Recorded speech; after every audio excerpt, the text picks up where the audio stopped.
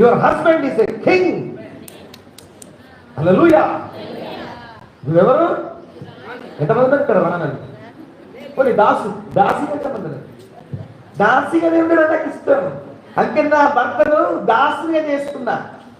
నీ భర్త దాసుడైతే నువ్వు పెద్ద దాసివి.